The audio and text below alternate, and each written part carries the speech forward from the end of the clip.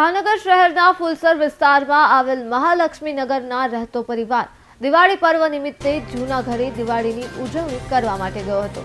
તે દરમિયાન તસ્કરો તાળું તોડી ઘરમાં પ્રવેશ્યા અને સોના ચાંદીમાં દાગીના અને રોકડ 79,000ના મત્તાની ચોરી કરી નાસી છૂટ્યા હતા। તો આ બનાવની જાણ થતાં જ પોલીસે ઘટના સ્થળે પહોંચી વધુ કાર્યવાહી હાથ ધરી છે। તો ભાવનગરના ફુલસર વિસ્તારમાં ચોરી થઈ હતી ત્યારે મહાલક્ષ્મી નગરમાં બંધ મકાનમાં તસ્કરો દ્વારા હાથ ફેરો કરવામાં આવ્યો। તો એ મકાનમાં અમે દિવાળી પછી સામાન લેવા ગયેલ તો અમારે દિવાળીના તહેવાર ઉપર અમારે મકાનમાં બંધ હતું।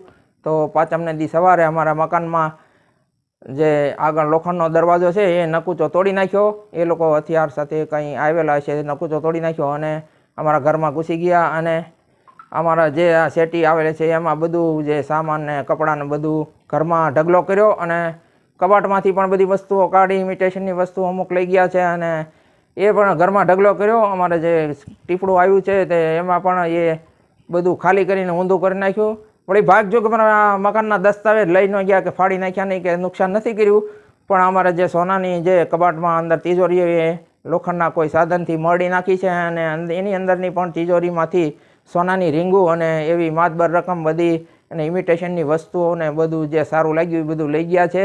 અને સોનાના જે બિલ હતા એ બધા કાંઈક અડધું બિલ મળ્યું અને બીજા બિલ બધા કાંઈક મળ્યા નથી। તો એવું બધી પરિસ્થિતિ અમારા ઘરમાં